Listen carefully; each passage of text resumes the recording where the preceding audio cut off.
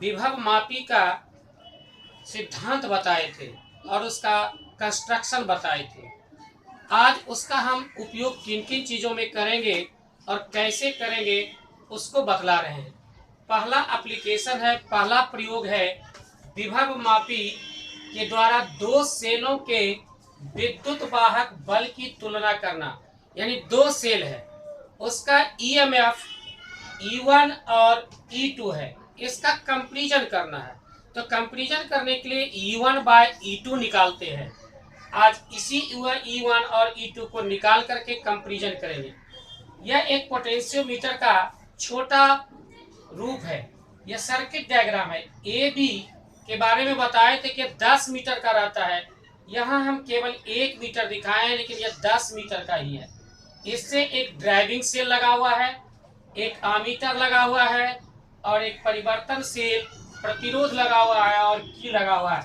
यह अस्थायी रूप से लगा दिया जाता है। अब E1 सेल और E2 सेल का कंपैरिजन करना है। याद रहे, इसका अगर पॉजिटिव इससे जुटा हुआ है तो जो सेल कंपैरिजन के लिए ले रहे हैं उसका भी प्लस इसी से जुटा रहेगा, E2 का भी इसी से जुटा रहेगा। निगेटिव को एक खास तरीके के कुंजी के लिए का प्लग कुंजी से जुड़ा रहता है, इसको कहते हैं टू वे की। इसमें 3 टर्मिनल्स होते हैं। अगर इस दोनों में के बीच में इस तरह का की अगर डाल देते हैं तो इसका इससे कनेक्शन हो जाता है। इसको खोल करके अगर इसके बीच डाल देते हैं तो कनेक्शन इससे हो जाता है। और तीसरे टर्मिनल से हम गैल्वेनोमीटर और गैल्वेनोमीटर से जॉकी जोड़ते हैं। सबसे पहले हम S1 को क्लोज किए, S2 को क्लोज नहीं किए, S1 को क्लोज किए और E1 से इसका कनेक्शन गैल्वेनोमीटर का हो गया। जॉकी को AB तार पर खिसकाते हैं और इसमें शून्य विक्षेप को देखते हैं। शून्य विक्षेप कल बताएं, 0 पर जैसे ही इंडिकेटर गया समझ लेते हैं शून्य विक्षेप हो गया।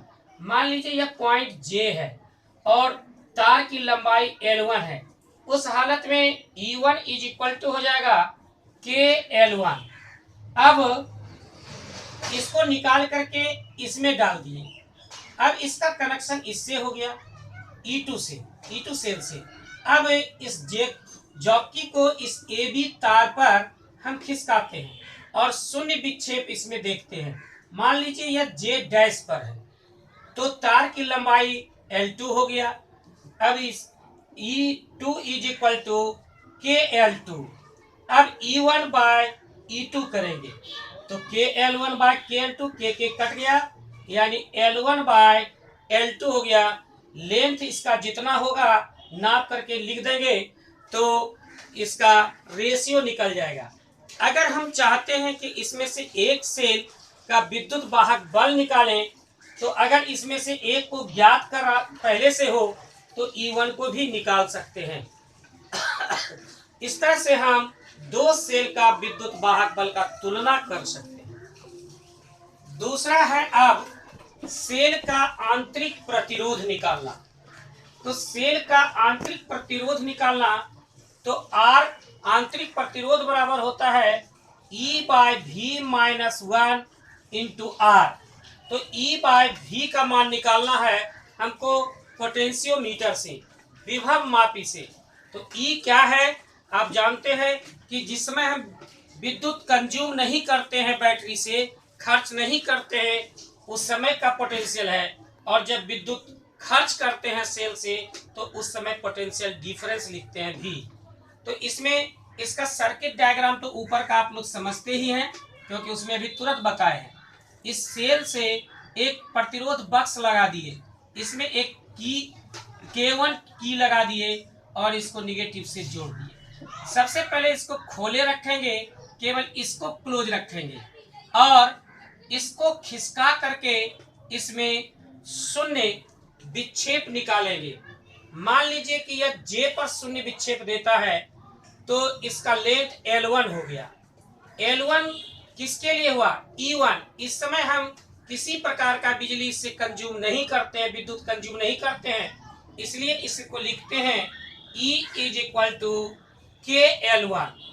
अब इसको क्लोज कर दिए और इससे कुछ की निकालिए।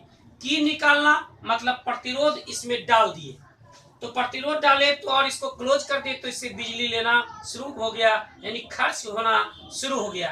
अब ईएमएफ से यह पोटेंशियल डिफरेंस में बदल गया। अब इसको फिर जॉकी को मूव कराते हैं AB पर। मान लीजिए कि शून्य विक्षेप इसका J डैश पर है और उस समय लेंथ इसका L2 है, तो V इज इक्वल टू, अब E नहीं लिखेंगे, अब लिखेंगे V is equal to KL2, 2 number हो गया। हमको निकालना क्या है, E बाय V को, तो E बाय V लिखे, KL1 बाय KL2, के कैंसिल हो गया, L1 बाय L2। अब ये सूत्र पहले से ही हम लोग निकाल चुके हैं, तो R is equal to E by V minus 1 into R, तो E बाय V का L1 बाय L2 हो गया -1, और इससे जो की निकाले थे वह R है। इस तरह से हम आंतरिक प्रतिरोध निकाल सकते हैं पोटेंशियोमीटर से।